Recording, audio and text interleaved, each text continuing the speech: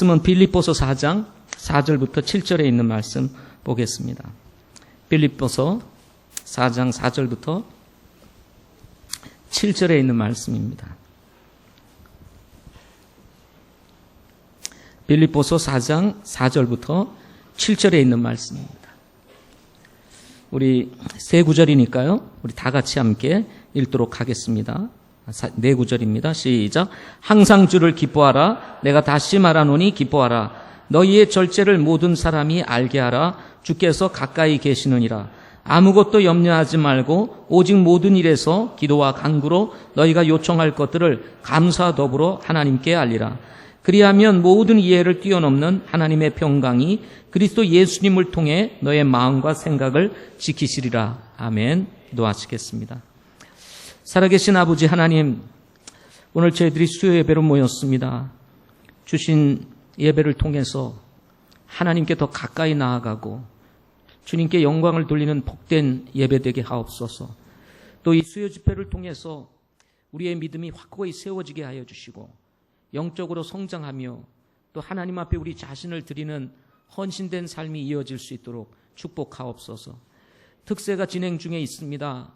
도전과 변화라고 하는 주제로 가지는 이 특세를 통해서 우리의 연약함을 돌아보고 하나님을 신뢰함으로 아버지 하나님 주님 의지하고 세상에 도전하고 그리고 정말 우리의 삶에 도전하는 우리 성도들 될 수 있도록 인도하여 주시옵소서. 주신 말씀 주께서 축복해 주시기 원하올 때 예수 그리스도의 이름으로 기도하옵나이다. 아멘. 우리 데살로니가 전후서를 이제 강해를 마치고 이제 잠시 수요 예배 때 그냥 개인적인 메시지를 이렇게 전하고 있습니다.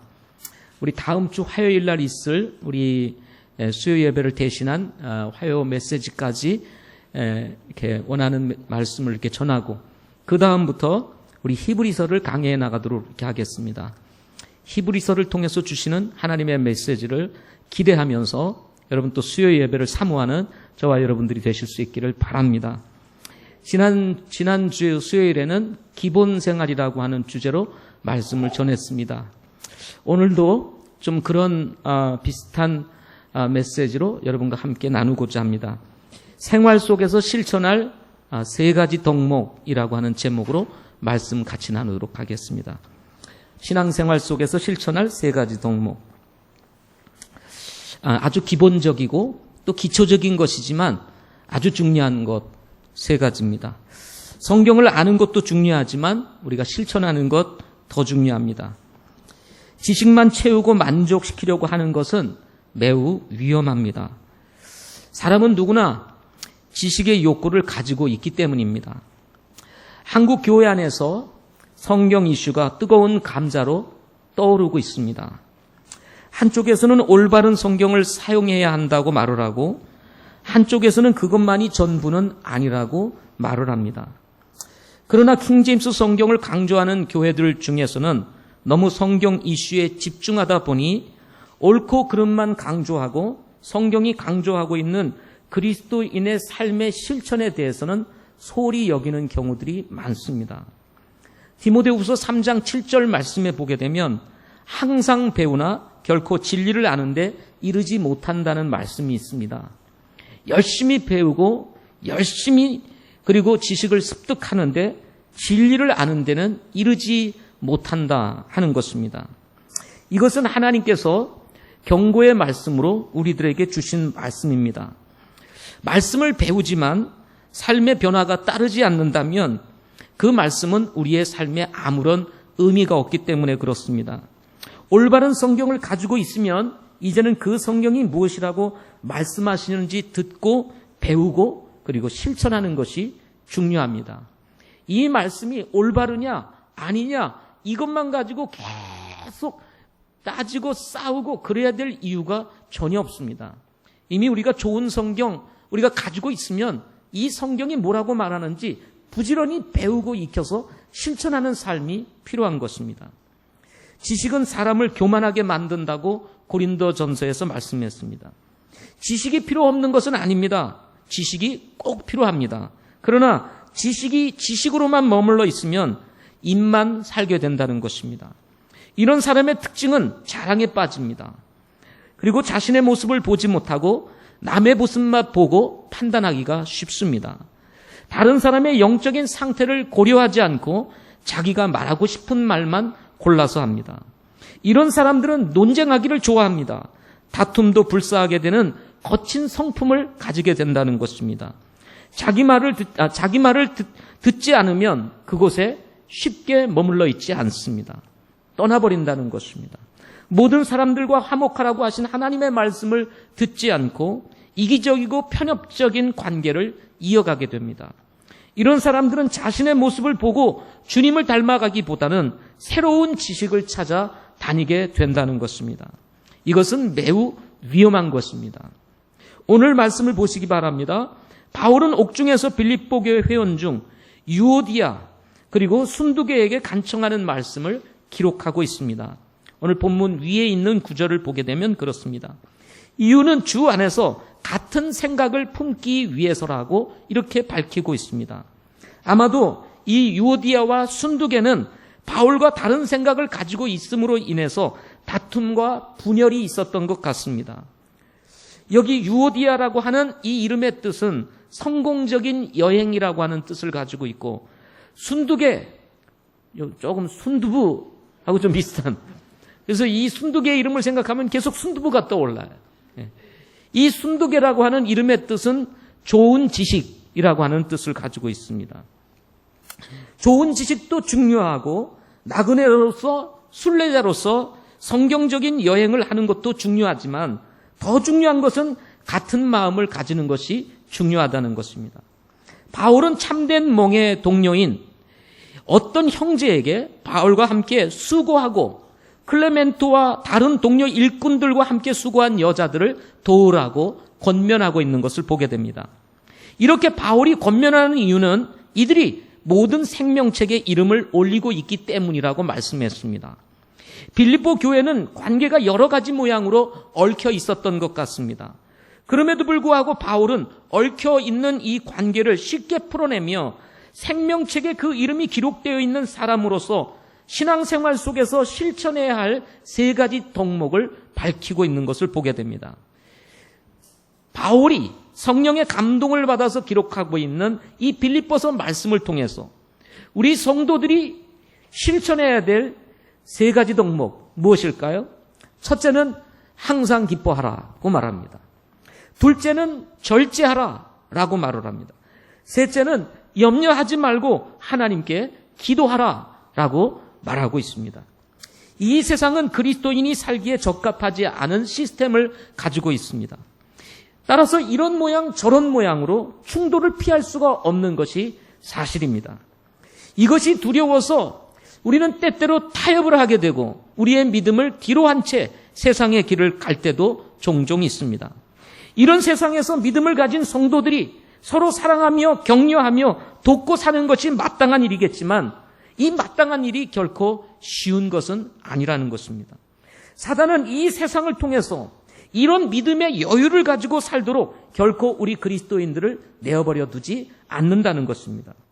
바울은 유오디아와 순두계 사이에서 서로 다른 생각으로 갈등을 겪고 있었습니다.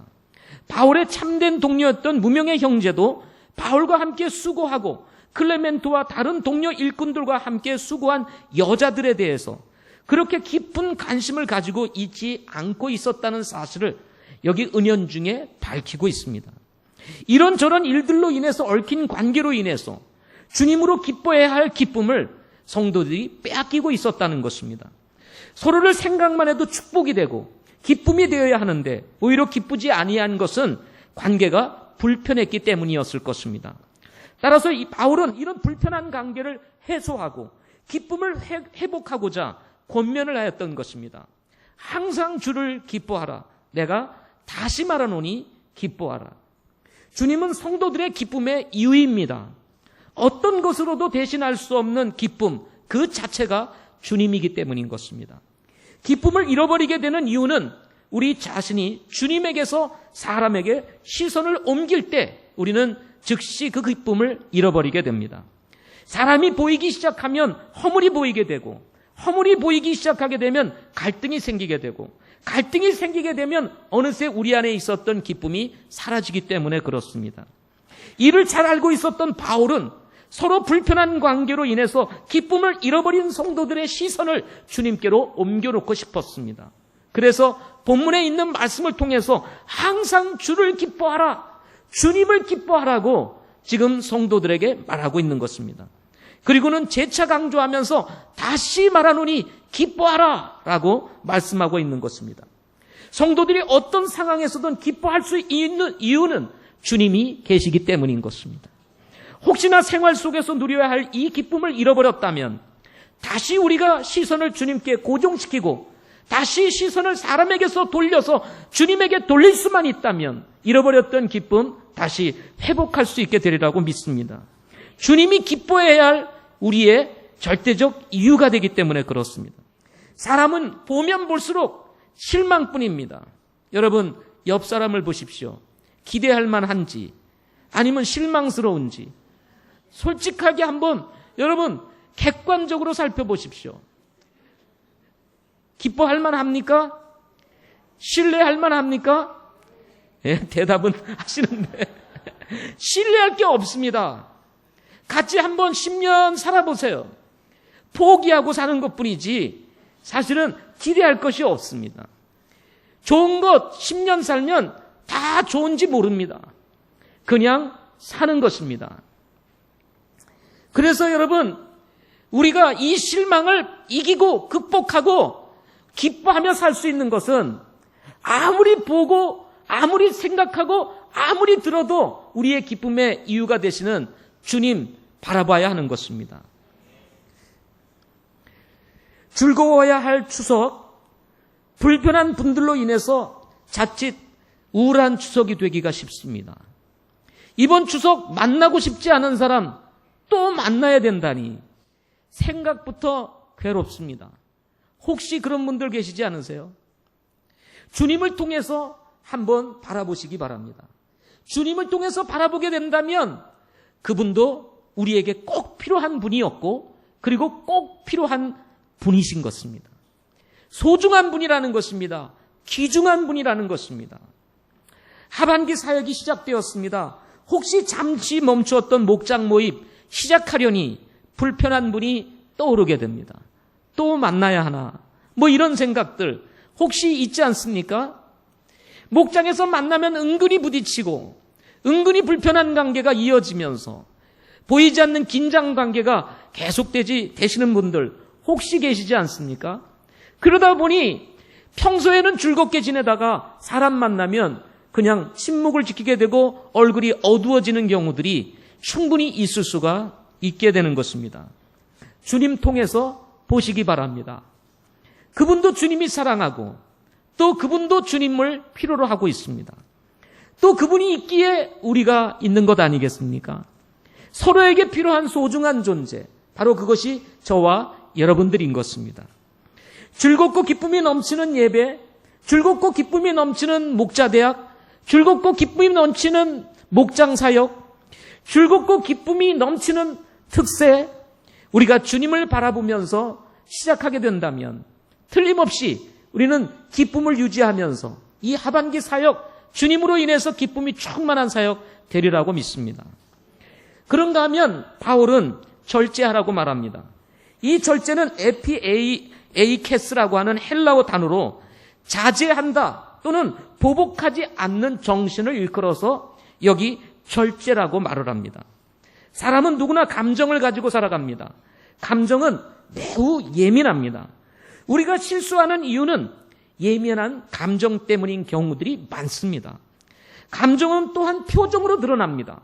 좋은 감정인지 아닌지는 표정을 보면 알 수 있기 때문에 그렇습니다. 그래서 누구나 사람은 분위기가 이상하다 싶으면 뭐부터 살핍니까? 표정부터 살피게 되는 것입니다. 왜 분위기가 이상하지? 그러면 전부 다 얼굴 쳐다보는 거예요. 다 표정을 보면 알 수 있기 때문에 그렇습니다. 거듭난 그리스도인이라 할지라도 영적인 감정과 함께 육신적인 감정이 존재합니다. 육신에서 나오는 감정은 이기적이고 자기중심적이며 공격성을 지니고 있습니다.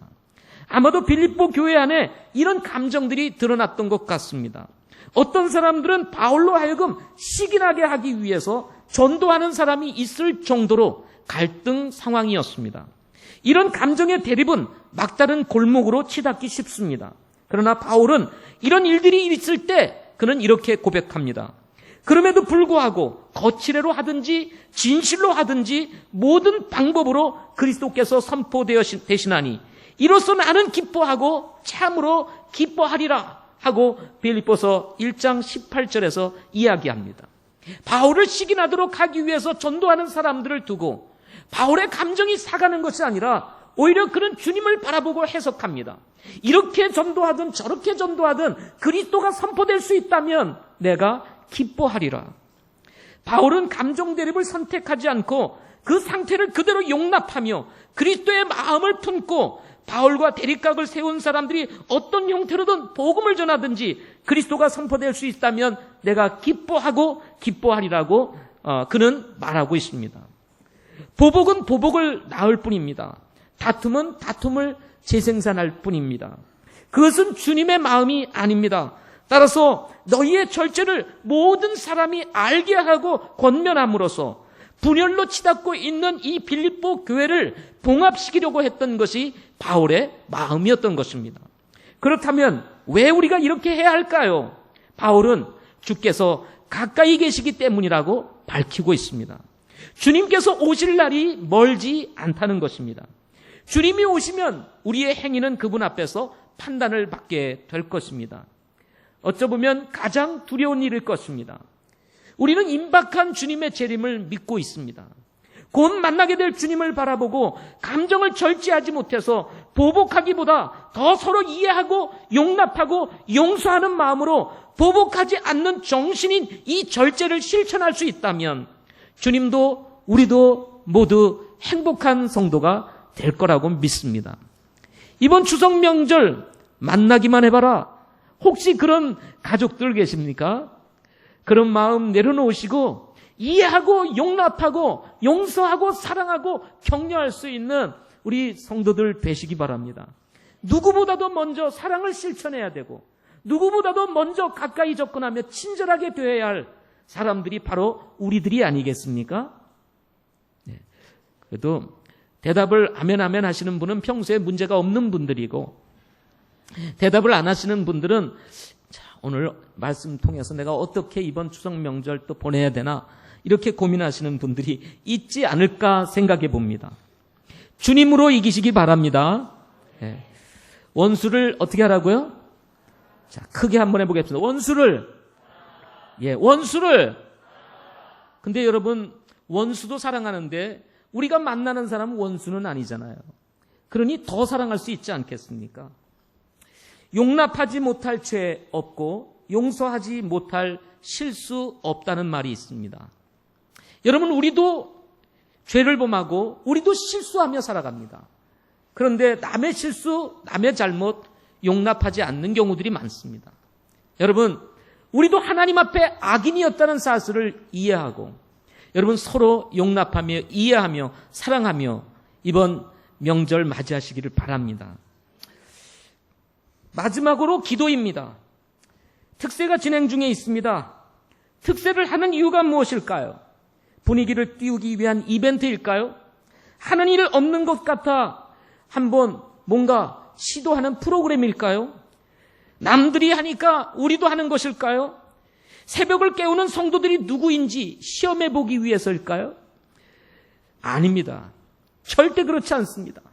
저도 새벽을 깨우는 것 힘들기 때문에 그렇습니다. 그럼 무엇 때문일까요? 그것은 우리가 기도해야 할 제목들이 너무나 많기 때문에 그렇습니다. 평소에 기도하지 못하고 해야 된다는 사실은 알지만 하지 못하는 기도 제목들 얼마나 많습니까? 하지 못하는 기도거리들이 얼마나 많습니까? 그러나 이 하반기 사역을 시작하면서 이 중요한 시점에 우리가 특세를 하면서 한 주 동안 우리 안에 가지고 있었던 기도 제목을 주님 앞에 토해내며 우리가 함께 주님 앞에서 기도할 수 있는 것, 이것은 하나님도 기뻐하시고 우리 마음에도 큰 즐거움이 있을 것이기 때문에 그렇습니다. 하나님은 우리 기도를 들으시는 분이십니다. 외면하지 아니하시는 분이십니다. 하나님은 우리가 기도할 때 반드시 들으시고 응답하시는 분이십니다. 따라서 우리가 하나님 앞에 나아가 기도하는 것은 내가 하나님을 믿는다는 우리의 신앙의 표현이면서 동시에 반드시 하나님께서 우리의 기도 응답해 주시겠다고 하는 그 말씀을 신뢰하는 우리의 믿음의 표현이기도 한 것입니다. 기도하지 않을 만큼 완전한 사람, 기도하지 않을 만큼 온전한 사람은 이 세상에 아무도 없습니다. 하나님의 도움을 필요로 하지 않을 만큼 큰 능력을 가진 사람이 누가 있겠습니까? 우리에게는 너무나 기도가 절실합니다. 하나님의 도우심이 없이 우리가 할 수 있는 것 아무것도 없기 때문에 그렇습니다. 특히 하나님의 일은 하나님께서만이 하실 수 있다는 것입니다. 우리는 그저 하나님이 쓰시는 도구에 불과한 것입니다. 우리가 무엇을 한다고 해서 하나님의 뜻이 이루어지고 하나님의 일이 이루어지는 것이 아닙니다. 우리는 도구로서 하나님이 원하시는 대로, 하나님이 말씀하시는 대로, 하나님이 시키는 대로 할 뿐인 것입니다. 그런데도 그것을 감당하기 어렵기 때문에 하나님의 은혜가 필요하고 하나님의 도움이 필요하고 주님의 능력이 필요한 것입니다. 더군다나 우리가 사는 세상도 완벽하지 않습니다. 대부분 생각했던 것과 다른 상황으로 다가오는 경우들이 많습니다. 의외의 사건들, 의외의 일들, 의외의 경험들, 이것은 우리의 인생을 깜짝 놀라게 만들고 그리고 당황하게 만드는 일들이 많습니다. 언제 어디서 터질지 모르는 사건들을 경험하면서 우리에게 필요한 것은 여전히 하나님의 도우심이라는 사실을 우리는 절실히 느끼며 살아가고 있습니다. 바울은 감옥에 있었습니다. 염려 덩어리로 뭉쳐있는 것이 어디입니까? 감옥이었습니다. 그러나 바울은 그런 곳에서 기뻐하였습니다. 그 염려를 모두 내려놓고 평안을 유지할 수 있었습니다. 바울이 감옥에서도 기뻐하라고 말할 수 있었던 이유가 어디에 있을까요? 그것은 바울도 기도할 수 있었기 때문이라는 것입니다. 기도는 가만히 앉아서 일하고 성취할 수 있는 최첨단 사역입니다. 아멘. 감옥에서 아무것도 할 수가 없어요. 그런데 바울은 기도를 통해서 일을 했습니다. 바울이 기도할 때 하나님은 그 기도의 현장에서 일하시기 시작했고 바울의 기도대로 하나님은 역사하시고 일하셨습니다. 우리에게도 기도가 필요합니다. 그래서 우리는 특세를 하면서 한 주간 동안 기도하게 되는 것입니다. 우리의 삶에서 여전히 필요한 것, 빼놓을 수 없는 신앙의 덕목 중에 하나는 바로 기도입니다. 우리가 잘 아는 것 세 가지 오늘 말씀드렸습니다. 하나는 기뻐하라, 둘째로는 절제하라, 세 번째로는 기도하자 하는 것입니다. 너무나 잘 아는 말씀입니다. 그러나 실천은 결코 쉽지 않습니다. 지나간 다음에 생각하니 내가 기뻐하지 않는 경우들이 많이 있고, 지나가서 생각해보니 내가 절제하지 못한 것이 후회스러울 때가 있고, 지나가서 생각해보니 기도해야 될 때 기도하지 않은 것이 문제가 되는 경우 많이 있지 않습니까? 우리가 영적인 의식이 끼어서 이 하반기 사역을 이어가면서 이 세 가지 기본적인 덕목을 실천할 수 있다면 여러분 매일매일의 삶 속에서 우리는 주님과 함께 기뻐하며 그리고 절제하며 다른 사람과 좋은 관계를 맺으며 행복한 그리스도인으로 살 뿐만 아니라 우리의 한계에 부딪힐 때마다 도우시는 하나님을 경험하면서 우리의 삶은 충만한 삶이 될 거라고 믿습니다. 이 수요예배를 통해서 전해진 이 세 가지 덕목, 여러분 이 하반기 사역에 꼭 마음에 드시고 함께하는 저와 여러분 되시기를 바랍니다. 기도하겠습니다.